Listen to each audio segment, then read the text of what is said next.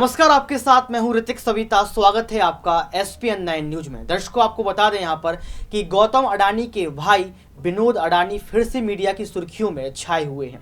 खबर क्या है आपको बता देते हैं। गौतम अडानी के बड़े भाई जो है लगातार यहां पर सुर्खियां बटोर रहे हैं। अडानी ग्रुप का एक बड़ा खुलासा करना है। आखिर कौन है विनोद अडानी, क्या काम करते हैं, आखिर कितना बड़ा उनका बिजनेस है, कौन से वो अयंपार हैं, ये आपको देखना पड़ेगा। हिंडनबर्ग रिसर्च की रिपोर्ट ने सिर्फ गौतम अडानी के कारोबार के लिए ही संकट खड़ा नहीं किया, यहाँ पर गौतम अडानी के लिए संकट खड़ा कर दिया है। पहले आप इस रिपोर्ट को देखिए, जिस रिपोर्ट में साफ तौर पर यहाँ पर विनोद अडानी को लेकर बड़ा खुलासा हुआ है। जानते हैं कि कैसे यहाँ पर विनोद अडानी एम्पायर की भूमिका निभा रहे हैं। गौतम अडानी के बड़े भाई विनोद अडानी एक बार फिर मीडिया की सुर्खियों में छाए हैं। वजह उन्हें लेकर अडानी ग्रुप का एक बड़ा खुलासा करना है। आपको बता दें यहाँ पर कि हिंडनबर्ग रिसर्च की रिपोर्ट ने सिर्फ गौतम अडानी के कारोबार के लिए संकट खड़ा नहीं किया, बल्कि उनके परिवार से जुड़े लोगों को लेकर भी कई जानकारियाँ सार्वजनिक की हैं। इन्हीं में एक नाम है उनके बड़े भाई विनोद अडानी का, जो एक बार फिर चर्चा में है।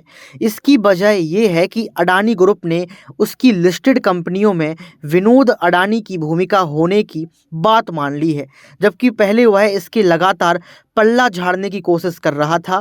आखिर आप विनोद अडानी को कितना जानते हैं, इस पर चर्चा करेंगे, क्योंकि लगातार देखा जाए तो पहले अडानी समूह ने साफ तौर पर कहा था कि विनोद अडानी गौतम अडानी का साथ नहीं दे रहे हैं, कुछ मतलब ही नहीं बैठता है। अडानी ग्रुप का कहना है कि विनोद अडानी समूह की कंपनियों के प्रमोटर्स ग्रुप का हिस्सा हैं। वहीं उनकी company Endeavour, Endeavour trend and investment limited ने ही असलियत में अंबुजा सीमेंट और ACC लिमिटेड का अधिग्रहण किया है। आप समझ सकते हैं कि ये बड़ा खुलासा है। गौतम अडानी की 74 वर्षीय बड़े भाई विनोद अडानी दुबई में काम करते हैं, जबकि कई मीडिया रिपोर्ट्स के मुताबिक वह स्थायी तौर पर सिंगापुर के निवासी हैं। फोर्ब्स की एक रिपोर्ट में कहा गया है कि उन्होंने 1976 में मुंबई के पास एक टेक्सटाइल मिल की स्थापना की। 10 के बाद 1989 में वह सिंगापुर चले गए। बाद में उनका कामकाज 1994 में दुबई पहुंच गया। विनोद अडानी के बारे में कहा जाता है कि वह ट्रेंडिंग करने में उस्ताद हैं। चीनी तेल और तांबा वो प्रमुख जिन्स हैं जिनमें उनका ट्रेंडिंग का अच्छा खासा अनुभव है। अडानी ग्रुप में भी उनकी बड़ी हिस्सेदारी है। उनकी नेटवर्थ, जी हाँ, उनकी नेटवर्थ की अगर हम यहाँ पर बात करें तो करीब 1.3 अरब डॉलर बताई जाती है।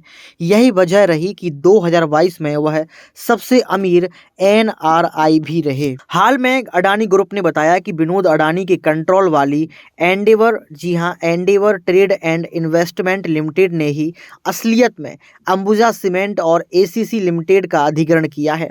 अब ये दोनों ही कंपनियां अडानी ग्रुप का हिस्सा हैं।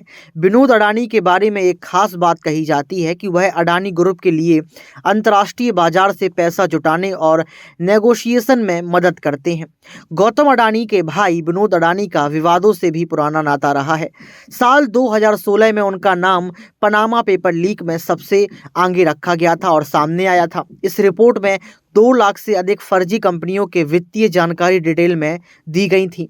आप समझ सकते हैं कि 2016 में भी गौतम अडानी के भाई विनोद अडानी बुरी तरीके से फंस गए थे। आपको बता दें कि इसी में बताया गया था कि जनवरी 1994 में उन्होंने बहामास में एक कंपनी बनाई थी।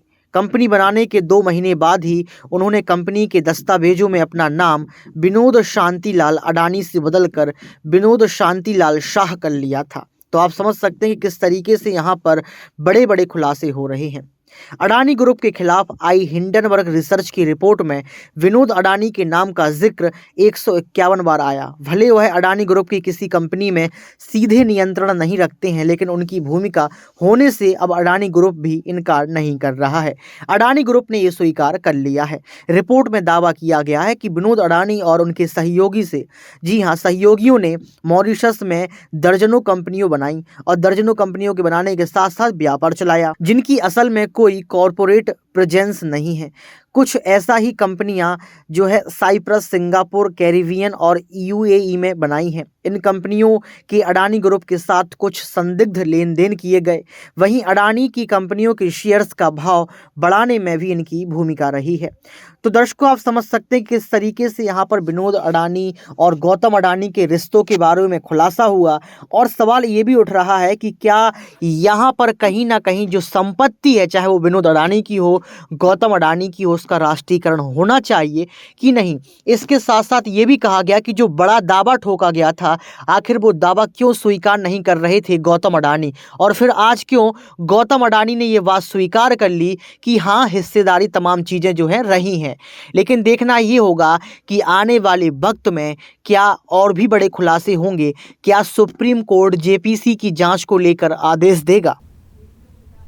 तो देखिए आपने इस रिपोर्ट को देखने के बाद आपको पता लग गया होगा कि कैसे यहाँ पर विनोद अडानी जो है एम्पायर की भूमिका निभा रहे हैं और इसके साथ साथ अपने भाई को बचाने का प्रयास कर रहे हैं। कई सारे ठिकानों की बात की गई, लेकिन सबसे बड़ा सवाल दर्शकों यहाँ पर ये उठता है कि क्या सच में विनोद अडानी और गौतम अडानी की संपत्ति का राष्ट्रीयकरण होना चाहिए। आज के लिए सिर्फ इतना ही। देखते रहिए SPN9 न्यूज।